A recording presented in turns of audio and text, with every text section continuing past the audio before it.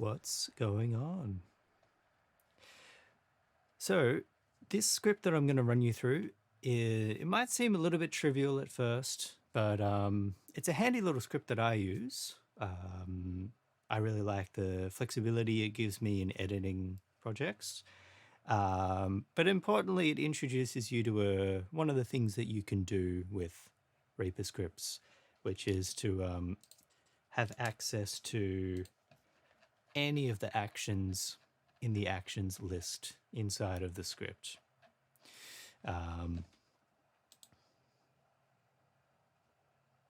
So here, if you, in this actions list here, if you right click, you can see the command ID. That's going to be important later on. So I'm going to activate that and then we'll see how that's relevant later. Now the script that I'm going to create is one that will allow you to apply an item mute and an item unmute using the same hotkey. Now I'm not going to assume that you know about this feature. It's sort of a little bit hidden away in Reaper, but if you open up the media item properties on each item, you can either right click and go item properties. You can see I've got that bound to F2, which I don't think is, yeah, that's not stock shortcuts, but I have that bound to F2. You can see here there's the mute selection. So you can mute just one item in a track, which I find really, really useful. I do that a lot because when I'm editing things, when I'm mixing things, one of the things that I do is I never mute a track and leave it muted. Like I'll use the mute track function to isolate something so that I can just check something or hear something in a specific way. But the way that I work is no track is ever meant to be left muted. I understand not everyone works like that, but that's how I work like that. That's how I work. And, you know, one of the advantages of that is I can open a session from years prior, and I know that if any track is muted, it's a mistake. It's not meant to be like that. So if I'm not muting tracks, what am I doing? Well, the thing that I'm doing is I'm muting items a lot of the time if I don't want it to be part of the mix. But for whatever reason, I don't want to fully delete it, you know, because maybe I want it later or something like that. So I do the item mute quite a bit. Now, if you open up the actions list, you can find item mute, item properties mute. That's one command, so you can bind that to a shortcut. I like to have this stuff as Command M on Mac, sorry, and Control M on PC. But you can see here, this is the thing that kind of irks me, is that unmute is a different command. So they need to be different shortcuts. So for a while I was doing Control M for mute and Alt M for unmute, but I really didn't like that. I wanted it to be the same command. So this is where we sort of go one layer down and we make a script. So that's what we're going to do. So like we've done in the past, new action, new REA script. And I always put my scripts in my own folder. We'll call it item mute toggle, implying that it's on and off, not just one way. Item mute toggle. All right, so we're getting pretty familiar with this, aren't we? That's good. So like we did in the previous video, we're going to sort of embed everything in a main function. So we're going to define the set of instructions, and then at the end, it's actually going to tell the script to execute those instructions. Cool. So what we're going to do is, how it's going to work is check if the item is muted or not.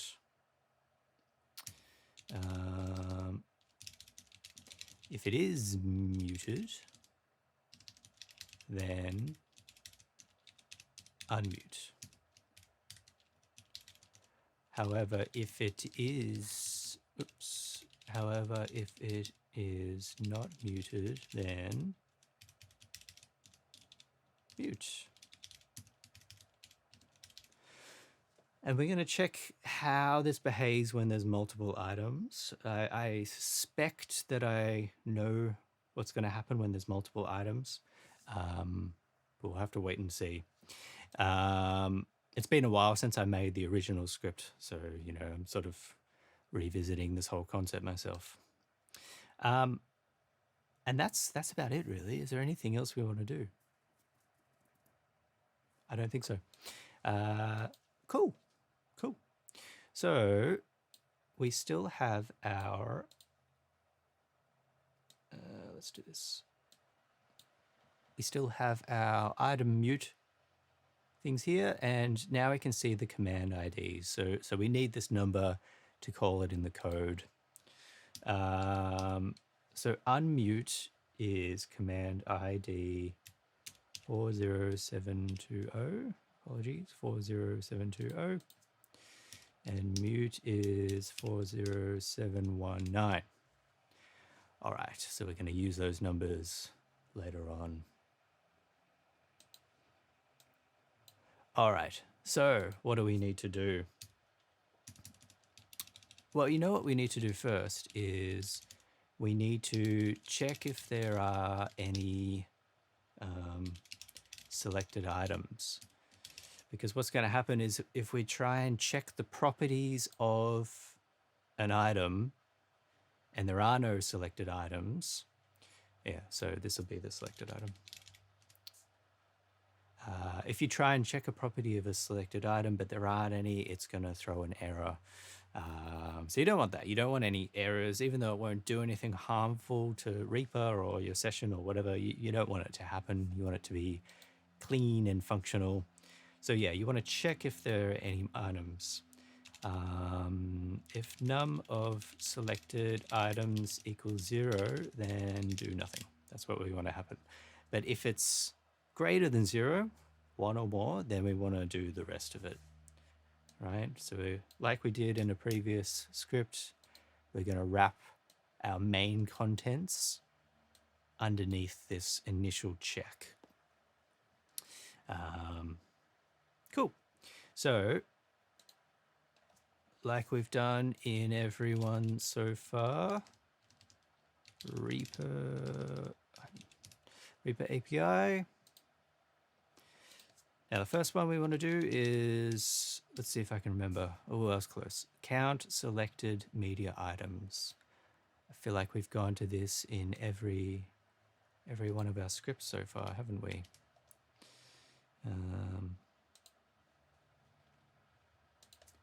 So check if there are any items. All right, so remember how the format works with this. The thing at the front is the data type that the function returns. Not all functions return something, but this one does, and it returns an integer being a whole number. So we give that a name, num of selected items equals. So what this is doing is we are declaring a variable called num of selected items, and then we're assigning it whatever value that this comes back to us with. That's what this is doing. So this is a function. It's part of the back end of Reaper, and we know that because it's Reaper dot. It's part of the Reaper framework API. Now the thing inside the brackets is the argument that it takes. And what it wants to know information about is which project are we looking at. So if you remember, the active project is always 0. So, I mean, I've never wanted to reference a different project in a script, but you might want to. Maybe you have one and you're copying properties from one to the other. That's fair enough. But most of the time we want the active project. So that's what we pass in. Now, this is something that I haven't mentioned before, and apologies if this was a question that you had watching a previous video and it went unanswered. But you see here this function that we're making, this main function. You can see that the function ends with empty brackets. And that's because it's essentially the same as this. It's just that our main function doesn't require anything fed into it. That's all that means. All function declarations like this, they have brackets. It's just that sometimes you don't actually have any arguments in there. You know, this function takes one argument, this takes 0 arguments, and you know, some of the other ones will take multiple arguments. Like this one here takes 2 arguments, for instance. So if you're wondering why there's the open and close brackets, that's just the syntax of the programming language. Okay, so we've got our num of selected items, so that's gonna be good. So now we check to see if this is 0, and if it's 0, then we do nothing, right? I mean, we can type it like that, that's fine. Or if this is not true, we're going to go to the else, and then we're going to run the rest of the code. So that's what we're doing. Okay, so now that we're in here now, we've assured ourselves that there are some selected items. And what we're really doing is we're checking the first selected items, because how this script is going to work is you could select 2 items, but it's only going to look at the first. It's only looking at the first, right? The script in its functionality will still work if you select multiple. It's just that they're going to toggle, they're going to follow the property of the first one. So it's quite functional, like I find it useful in day-to-day practice. Hopefully that makes sense.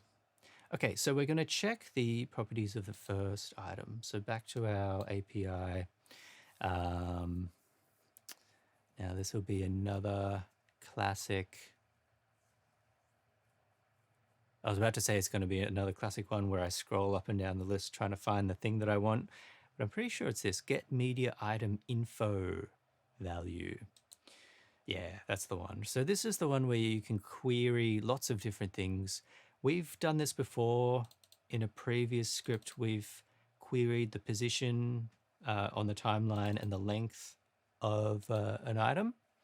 So this is the same one, but this time, instead of par name being the position or length, we're looking at whether it's muted or not. So, oops, not that one, that's EL. We want the Lua. All right. Now, in capital letters, B_mute is the parameter name that we put in here. So around quotes, B name. Now we need to pass in an item. So that's something that we've neglected to do. We need to get a reference to the first selected item, right? So let's come back to this. Let's first address this bit here. So get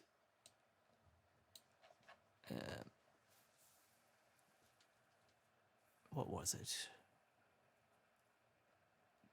Get selected media item. There we go.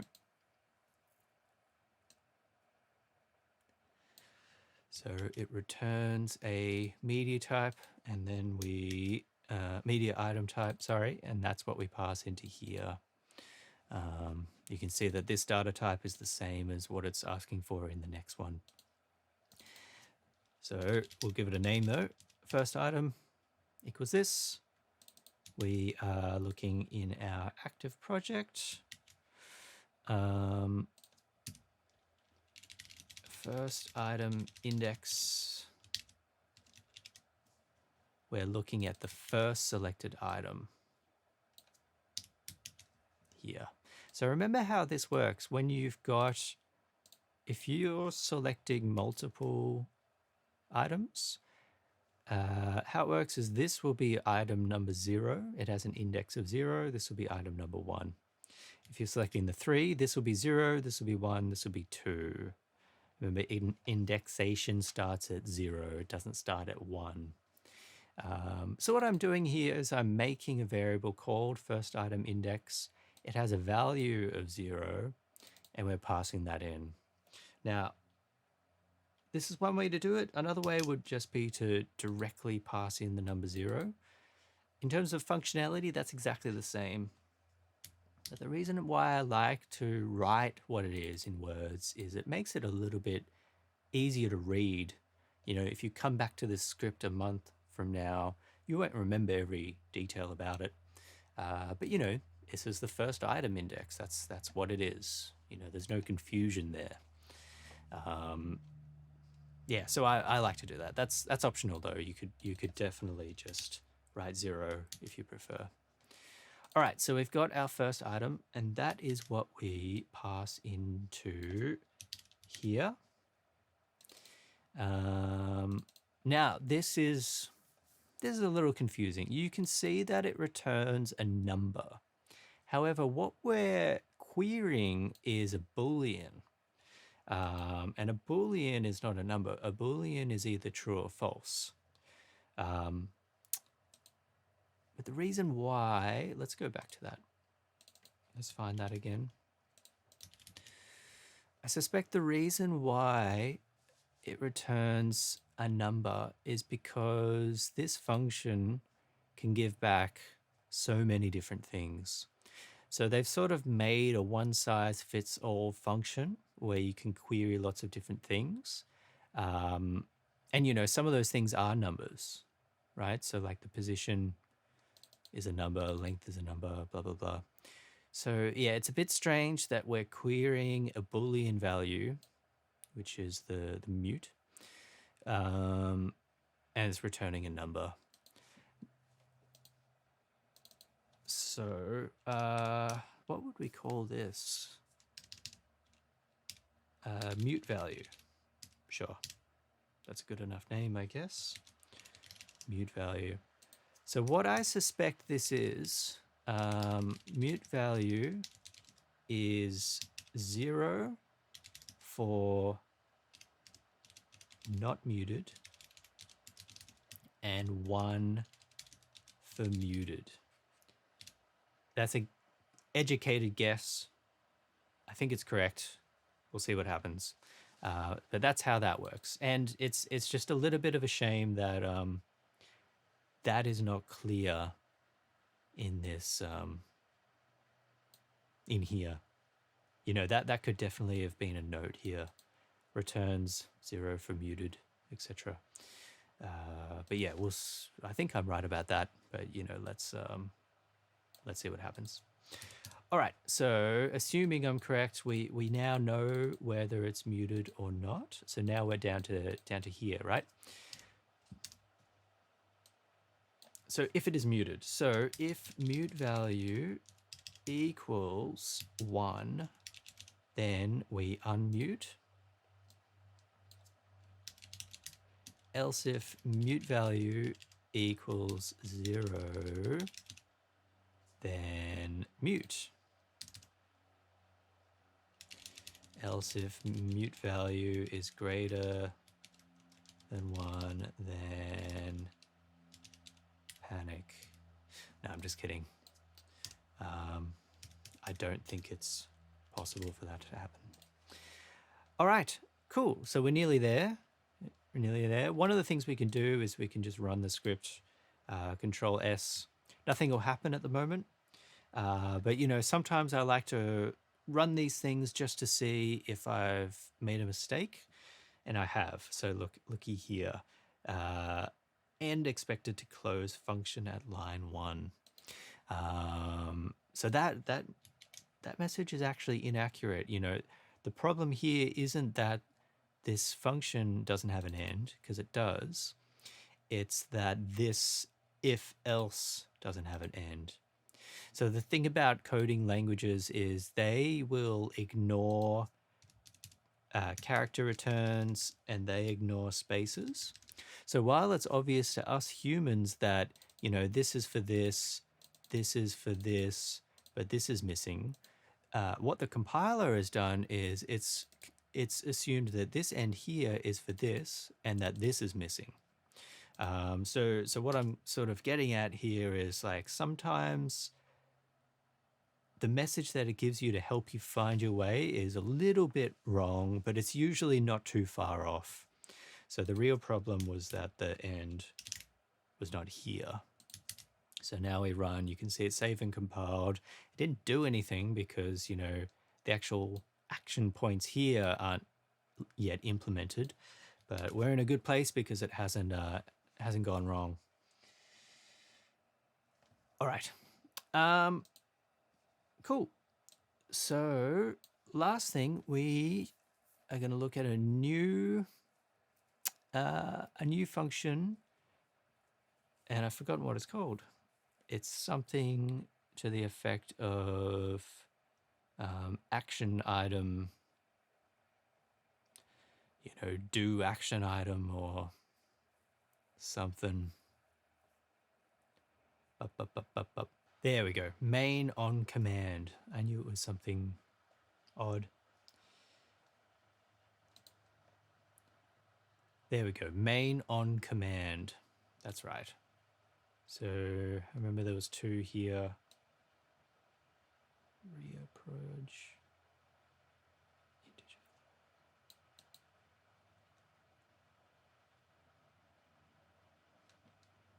All right.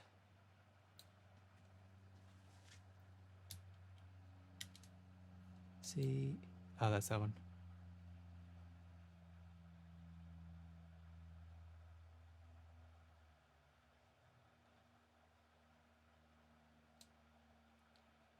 Maybe we'll use this X because then you can specify the project. I suppose that seems a little bit safer, but they probably do the same thing. All right, Reaper main on command. So you can see this function doesn't return anything. That's the first thing to note about it. So the integer command, we'll store that as a variable. Unmute command equals this. Probably a good idea to write it like that, actually, because I suspect that in some versions of Reaper they change the command ID. I don't know about that for sure, but I suspect that that has happened. So then, like, you know, let's say you're still using the script in 4 years, we're now on Reaper 10 or something. You know, you can, if this has changed, you'll see that it's different to what it says in the action list. Integer flag, I forget what that is. So when something isn't clear, I usually do 0 to see what's to see what happens there. And active project. Cool. And for the unmute, we've got that one. Store this one as a variable, local mute command equals, and there we go. All right, so let's see what happens. So we're currently not muted, and now we're muted. So it did this, that's good. And now we're not muted, and there we go. So testing to see what happens when we don't have any selected. Nothing happens, very good. So let's now select 2, and they mute together. Let's select 3, and you can see that 2 of them are not muted, 2 of them are muted, 1 of them is, and they all unmute. So what's happening there is, like, if it's like this, they all follow the new property of the first one because we're looking at the first item index and then we're doing the stuff based on the first item. If you really wanted to, you could make a script that toggles each individually. But from a workflow point of view, it doesn't seem like it would be a beneficial thing to do. So I much prefer this behavior. All right, so we're in a good place now. That's very good.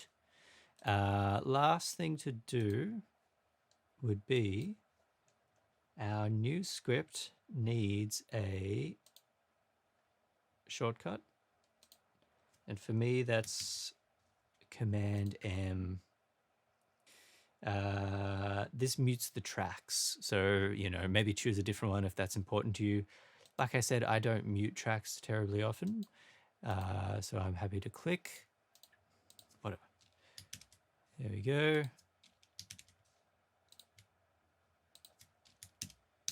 There we go. We got our behavior the way we want it.